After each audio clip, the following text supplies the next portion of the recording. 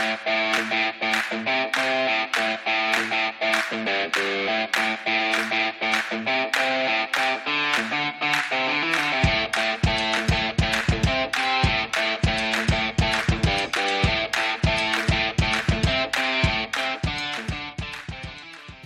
Guavabees, and welcome to another episode of the Dear GUAVABEAN podcast. Remember, submit your questions in the sandbox or on the website and we could be answering yours in the next episode. I'm Francesca and with me is Claire. Hello. And today's question is from Carrie, who asks, Dear GUAVABEAN, I've been working remotely for a few years and have been out of the US 4 years in total. I'm finding the time zone is seriously turning off a lot of potential job leads. I do writing services mainly, so it's not like clients need my immediate assistance. 75% of job ads that I see want you to be in their current time zone and won't even look at your application if you aren't, which is something I was unaware of as a first-time freelancer. So how do you address this professionally? Okay, so this is quite common, I think. When I've spent a lot of time in freelancer groups and chatting to other freelancers, one thing that does come up quite a lot is the fact that it seems to be a bit more difficult to find jobs when you aren't based in the US. I've had a little bit of experience with this. What about you, Claire? Have you ever struggled? Because I know you don't actually live in the US, do you? You're in Thailand. Yeah, so I live in Thailand and I've moved around quite a bit when I was first freelancing. And all of my clients are either in the US or in the UK. So I've always had that time zone difference. And I can completely understand because in the beginning it was really tough. Like it was really hard to find clients who were okay with that time zone. And there were definitely clients that, you know, didn't want to work with me simply because of the time zone issue. And so it's definitely something that you have to work around if you're going to travel.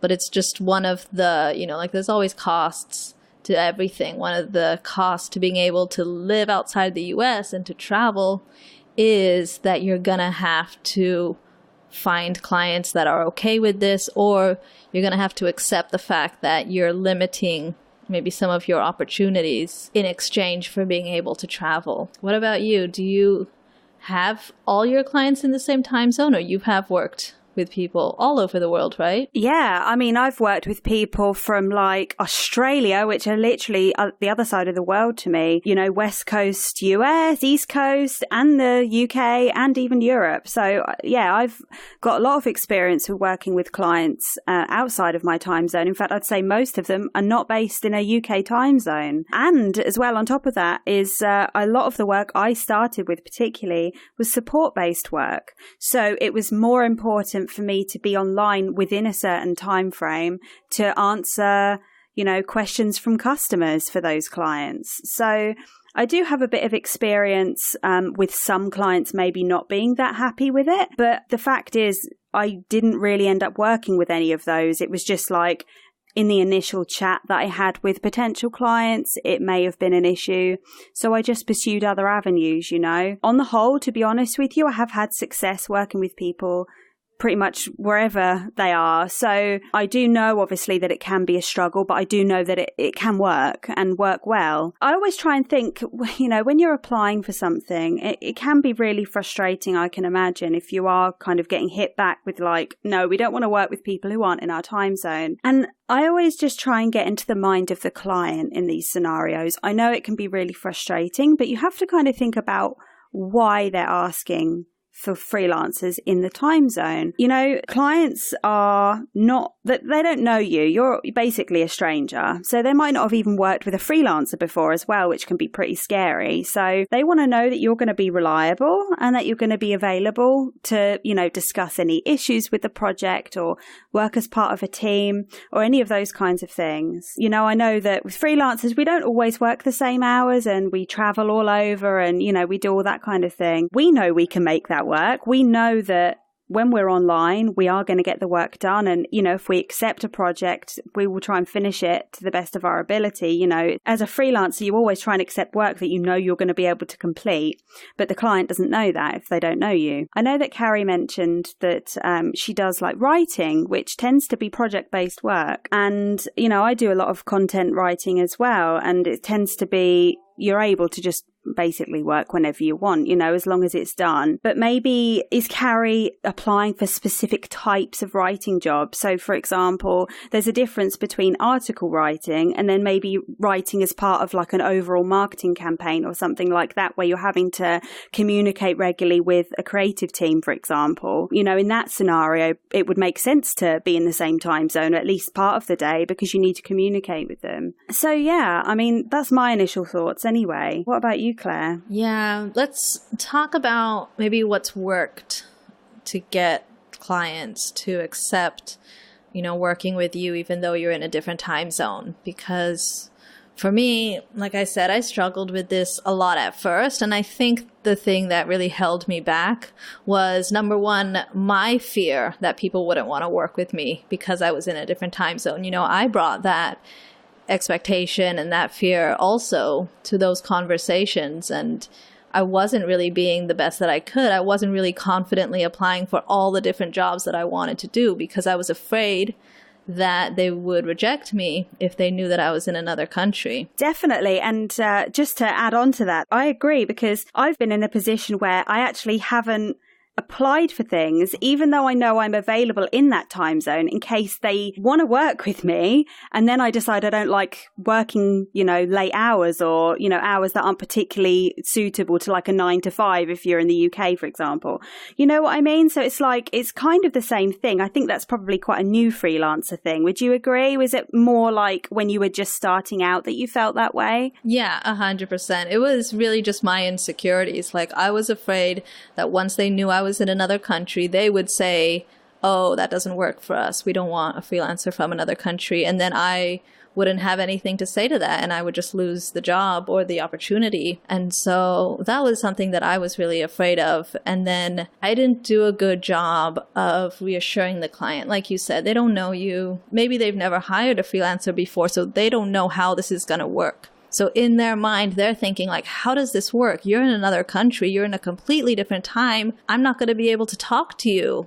And so they don't understand how it's going to work. And so it's your job as a freelancer to tell them exactly how it's going to work and to reassure them and kind of take away all of their doubts and fears and show them that you really understand what you're doing. And even though you're in a different time zone, it doesn't compromise the quality of your work or the amount of collaboration that you'll be able to have. It's really a lot about reassuring the client. I think once I learned that, once I was able to figure out how to explain this and how to put clients at ease, that's when I got over that fear.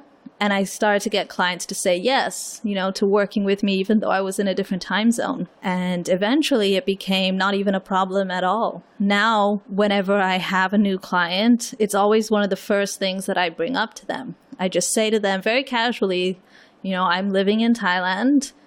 It's going to be a different time zone. Is this a problem for you? Or do you anticipate this being a problem? And most of the time, if you frame it that way, they'll be like, no, I don't see any problems. Or they'll say, yeah, I don't know how that's going to work. And then that gives you the opportunity to talk about it, get that conversation out up front. And then there's no weird vibes, or right away if it's not going to work. Like if it's obviously a problem for them, then you can save your time and don't even start working with those clients. Yeah, I think so too. I've been, like I previously said, just kind of agreeing with what you just said about not even working with a client. Sometimes I've been in that scenario again as a new freelancer, feeling like I have to accept work just because it's offered.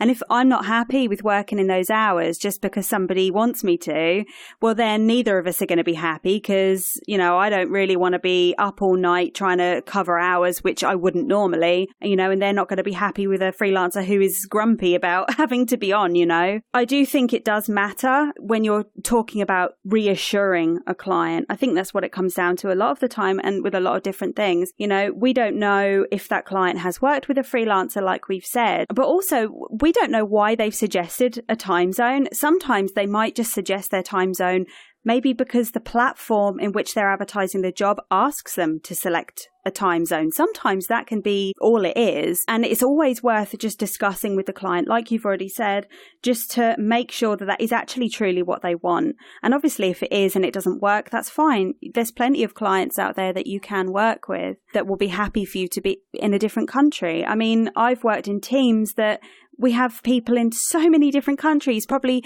every team member lives in a different country, and it still works really well because everyone's confident about their role. And again, like you mentioned, it's about reassuring the client. And I think that comes with confidence and knowing that you're going to be able to be there when they need you, and if you're confident up front, then it just eases the burden a little bit on them, because I think a lot of the time a client is worried that their freelancer is going to ghost them and they can't get hold of them, or they're never able to be online when they are. And that's quite easy to rectify if you're just honest about it. Now, for me, like I've said before, and I know you get a lot of your clients from referrals, but let's say you want to find new clients, you're not getting referrals, maybe you're not at that stage yet in your freelance career, and you want to look for work. And Carrie mentions that most of the clients she's finding, or most potential job offers, are very strict on time zone. Personally, as a writer myself, I rarely find jobs that do specify a time zone. So I would definitely, if you are running into this problem time and time again, perhaps maybe look at where you're looking for jobs. Maybe you're on particular job boards which do cater to US time zones only, or more restrictive on the type of clients that they work with. Have you looked elsewhere? Have you had experience maybe looking on LinkedIn or, local job boards, even some freelancing local job boards where you are going to find clients in your time zone? Another thing I would probably mention as well that can be really valuable, and I found success with this method, is cold pitching clients. If you're a writer, you probably have been in a position where you are cold pitching clients, and that's finding companies who are going to be suitable and would need services that you're offering and reaching out to them. And if you do that in the local time zone, or even if it's not the local time zone, you might get more success that way, where time zone isn't going to be brought up as an issue. Just as I've said this before already, I always find that time zones tend to be more stricter in maybe project management or support roles. So Claire, I was curious, have you ever, say for example, if you have found a client who's maybe been a little bit iffy on potentially working with you because you're not in their time zone, have you ever offered like a trial period or anything like that to sort of show the client that you are capable and you're available to do the work? Yeah, all the time. Even if the client doesn't have a problem with the time zone, I always start all my clients on a trial period. I always say it's either a 1 or a 3 month time slot, but I always say, let's try it out for a month. If it's not working for you, then we can always change it. You can always hire someone else. I give them that reassurance. I don't do a free trial or anything like that, but I always start every project or every client with like a low commitment kind of trial, almost like a probationary period where there's, we're not locked into any kind of long-term agreement. We take it easy. We do it for a month. And then at the end of that month, we'll have another conversation. If it's not working for them, they can let me know. We can find a solution, or we can just say, it's not working out. No hard feelings. Thanks for giving it a shot. And if you give clients like this easy out, it's almost like an easy escape, then they feel a lot more comfortable taking a chance and taking a risk. If they feel like, oh, okay, if it doesn't work, I can always just say no, and they're not going to be offended. It's not going to be a big deal. I think that is something that you should always build into every project that you take on, no matter what. You should always have like a little trial period, and like you said, maybe even a test project. Do you do test projects? Oh, yeah, I do. I always think it's good whether you're doing like time-based work. So like I've already said, my experience with time-based work would be like being customer support, for example, or with doing writing or content creation. I agree with you. I think it's always important to offer just that little test period where you can see if you're a good fit. The time zone part of it can just be one aspect, you know. I think it's an important practice for working with any client, really, just to make sure that you're both comfortable. And, you know, as you said, the clients are happier with knowing they can basically get out if they're not happy. It's good for the freelancer too. You know, we don't want to feel like we're stuck in a long-term commitment if we're not happy. It makes the conversation with the client harder, and, you know, vice versa. So, yeah, I think it works either way, you know. And I think if you are having trouble with finding clients that don't want to work with somebody who's outside their time zone, there are tons of clients who will be more than happy to work with somebody who isn't in their time zone. Trust me on that. So it's unfortunate if you are having that trouble, but I would just say change up what you're doing. And I don't mean the services you're offering. What I mean is your approach to finding new clients. Maybe it's just you're looking in the wrong place. You just maybe need to just change up what, you know, and you'll find what works, and you'll find clients that appreciate you for what you do rather than just solely focusing on the time zone being an issue. Because, you know, you can successfully build a freelance career without that being a problem. I would say that, you know, as freelancers, we have a lot of freedom to do what we want. And, you know, if you're consistently coming up against clients who don't really allow that, and don't allow for you to live the life you want and make you feel like you have to work hours that you're not happy with, well, those just aren't the clients for you, you know, and that's a good thing. It means that they'll find someone else who's a better fit for them, and you can find more opportunities that fit you better and make you happy. Yeah, exactly. Like you said, there are always going to be clients out there who will be okay with you being in a different time zone. Those clients are just going to be a little bit fewer and harder to find, you know, and that's, like I said, the cost that you pay for being able to travel and live wherever you want and change your time zone. You're going to have to look a little bit harder for the real good clients, but then when you find them, you know, you can do an amazing job for them and turn them into long-term, steady clients.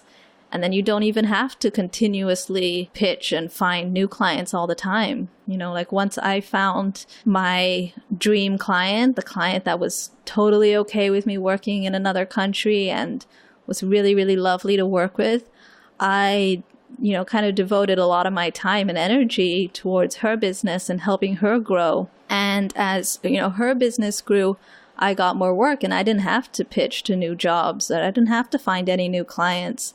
Sometimes when you find that like one or two really good clients, you appreciate them so much more because you've been through all those other clients that just wouldn't give you a chance because you lived in the wrong time zone. I would also say one thing that really worked well for me was learning to position this whole time zone disadvantage as an advantage instead. Like, there's always an advantage in every disadvantage, I think, you know, like there's always a silver lining no matter what. It's just that you have to look for it. So for me, most of my clients are in the United States. I'm ahead of their time zone by roughly 12 hours. And that's a huge difference. It's pretty much opposite. So most people would think that doesn't work because when I'm awake, you're sleeping. And then when you're sleeping, I'm awake. But the way I positioned it for the client that I work with now, the way I told her was, look, I'll be able to do all of this work while you're sleeping. You can tell me everything that you need to do.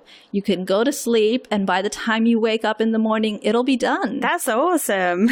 Yeah, exactly. I was like, you know, you don't have to worry about things. By the time your Monday morning starts, I've already taken care of, you know, your calendar, your inbox. I've done all the Monday updates. You know, she wakes up to most of the work being done. And so you have to reposition it and you have to be a little creative and try to look at it from their point of view. But if you can get them to see how this could actually be a benefit to them, then you don't even have to talk about how the time zone is a problem or blah, blah, blah. It's really about your perspective and how you approach it. If you approach it as a positive and not a negative, then there's a good chance that you can get your client to see it that way. And it worked. It definitely worked for me.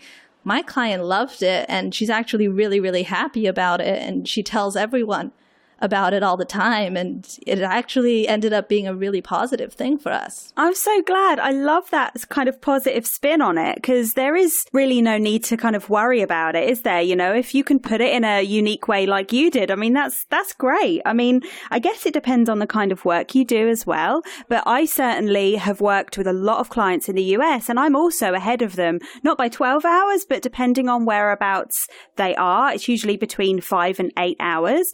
And in support roles, oh my God, that is so amazing for, you know, opening like the support lines earlier than what they would have wanted. I think that kind of leads me on to another point I wanted to make, is that there's kind of a difference between maybe a client not wanting to work with someone who doesn't live in that time zone. And that's fair. Like, you just don't worry about those clients because you can find plenty of others. But if it's a case of clients wanting to make sure you're online within their same time zone, there's quite a lot of leeway in that respect. And it's totally okay to maybe start off working with a client. Maybe if the hours aren't ideal, like sometimes you might have to go on a bit earlier than what you wanted to, or a bit later, just to make sure you're online at least part of the day. But the thing is, and in my experience, this is certainly true, job roles change. They actually evolve with the business depending on who you work with. For example, I've worked with a lot of startup companies, and you know, those can be very volatile in terms of, you know, their support systems and like the times they're on and, you know, what procedures they have in place. You know, as I've already said, being in a customer support role, for example, gave me the advantage because I could say to them, you don't have to open your phone line at say 9 a.m. every day. You can open it at 7 a.m. because I'm already there. I'm happy to take those calls and be on a little bit longer. And then that just makes your clients your customers a lot happier. So I think there is always an advantage if you can find it. And it may be, like you already said, sometimes it can involve a little bit of thinking about it and thinking how it could work, but you don't always have to just accept the clients that are 100% perfect if you're struggling to find those clients.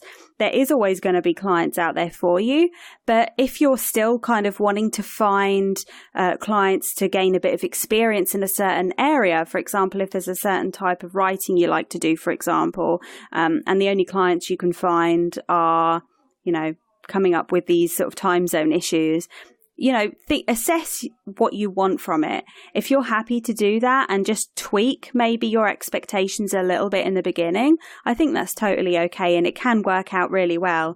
If you can show the client that you're, you know, happy to do that for them, and then the job role changes, then, you know, you're already in with them, and it can work out really well, and your job role can actually get more enjoyable as time goes by. Yeah, I have actually accepted a few jobs that required me to be like available during US business hours. And so initially I would stay up late in order to make that happen. And then as time went on and they got to trust me and they started to realize like it was okay, I was not gonna, you know, let things down or anything, then I was able to kind of get my hours back into a normal time range. And sometimes, like you said, you just have to accept a few things at the beginning and then build up a little bit of trust, and then you can get more leeway with them later on. Exactly. I think it's a lot of the time it's about kind of changing their thinking and helping them realize that things don't have to just be done a certain way because, you know, that's what they've always done. You know, you can actually help shape the role that you do with whoever you work with. And I think that, you know, that does come from kind of long-term relationships with working with people. And that way it kind of makes you happy as a freelancer because you end up working when you want to, and the client is happy that, you know, you're happy to do your work and that it's getting done, and time zones maybe don't matter so much. Yeah, absolutely. One thing that also helps a lot is if you have kind of like a standard communication system or like a routine, so they know when they're going to hear from you every day, or you have like a weekly check-in call, so they don't have to wonder when they can get a hold of you. Like if you tell them, I'm always at my desk in the morning at this time, like from 7 to 9 a.m., and you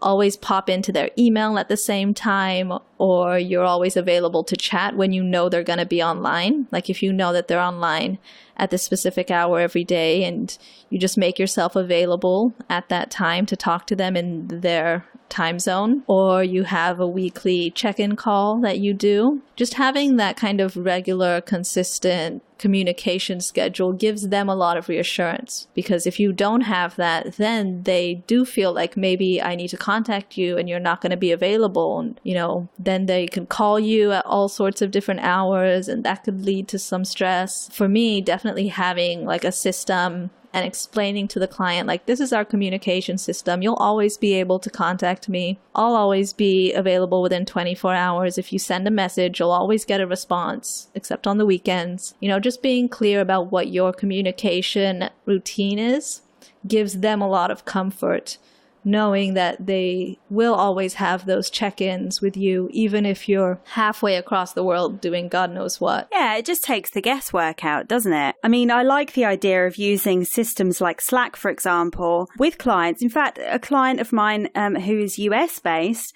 I convinced them to set up a Slack channel, or a Slack server rather, because it was getting a little bit like the communication was a bit disjointed at times. Like they were happy that they knew I worked in the UK, but it did just make things a little easier. And I think it is a big part of that is obviously, like you say, is just knowing when you can have a chat with somebody. Like Slack, for example, actually let you set hours that you're available. So it's really easy to see when you're online and for those clients to be able to contact you. So yeah, I think that's a great suggestion. Yeah, Slack is also a great suggestion. I use Slack for all my clients, all my work. We all use Slack because you get that real-time communication. And if people can talk to you in real time, that's basically the same thing as being in their time zone. And that's really what they want. They just want to be able to talk to you in real time. What they don't want is to send you an email and then to wait 12 hours to get a response, and then they send you a response and then they wait another 12 hours to get any feedback. So that really slows down projects. That's why it's important to know like when they're online, and just make time to be online at the same time as them, so you can have that real-time conversation. And then that takes away a lot of their anxiety and their fear around having a freelancer in a different time zone. Yeah, absolutely. And with systems like Slack as well, they have tons of features. Like, I know we're going off topic slightly, but I would always encourage clients to have Slack because you can integrate everything. And especially if you're working in different time zones, there's just one place for just everything to be. So you're not sort of hunting for,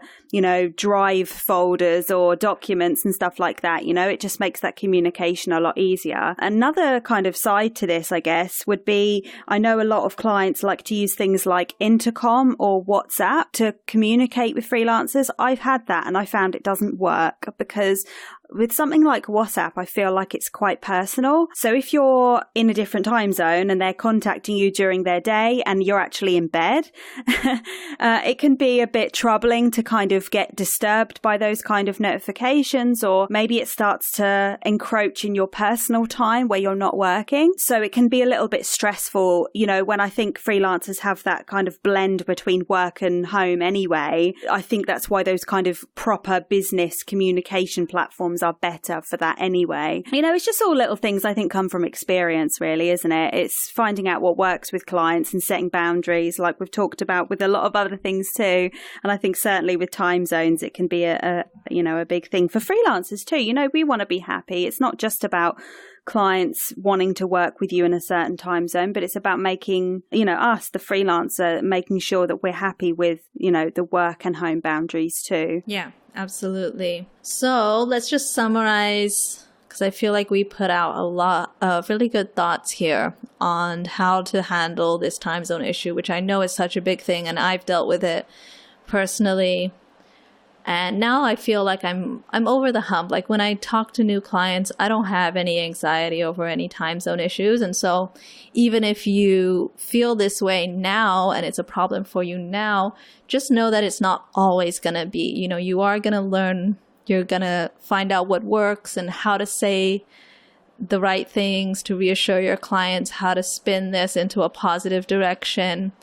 And eventually you'll get to a place where this time zone thing isn't even an issue for you. So I just want you to have that little reassurance that even though it's tough now, doesn't mean it's always going to be a problem. It's not a problem for me. I make a very good career working with people from all over the world, especially in completely opposite time zones. And it's not a problem. You just have to know how to handle it in a professional way. Yeah, I second that. I never think about that now when it's something I really worried about when I first started.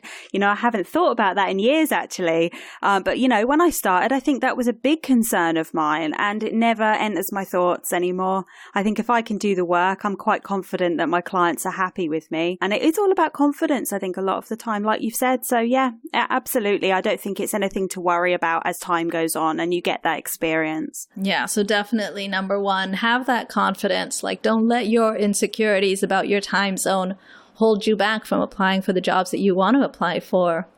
And then number two, maybe switch up the places that you're looking for jobs. Maybe try cold pitching, maybe try a few different job websites. Maybe also try to get referrals. Usually when clients come to you from someone that they already know, they trust you a lot more, and the time zone thing is not much of an issue. And number three, I said this at the beginning, but if you're going to travel, you have to accept that there's going to be costs and benefits to that. And, there are going to be clients that are just not going to be okay with the time zone thing. And that's okay. Those are not the right clients for you. That's just something that you're going to have to accept. There's no need to be upset about it or to be frustrated with these clients. That's just a waste of your time and energy.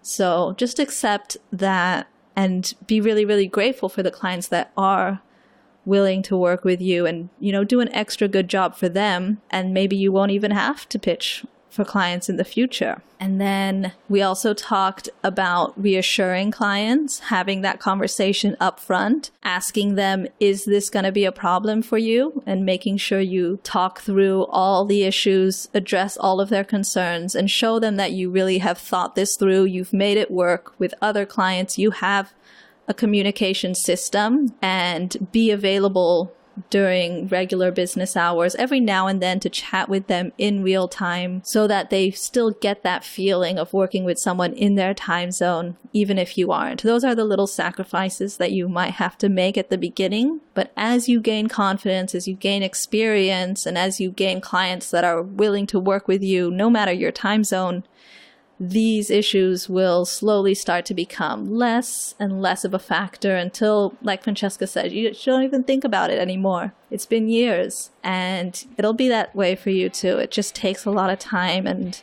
experience. We hope this episode has helped you figure out what to do next. Now it's your turn, Guava Bees. Have you got a burning question that only Guava Bean can help answer? Submit your question in the sandbox or on the website, and we could be answering yours in the next episode. That's all from us. To all creatives, rebels, and digital nomads, keep working online and living free. Want to know more about the Freelancer Sandbox? Visit guavabean.com/sandbox to start your free trial now.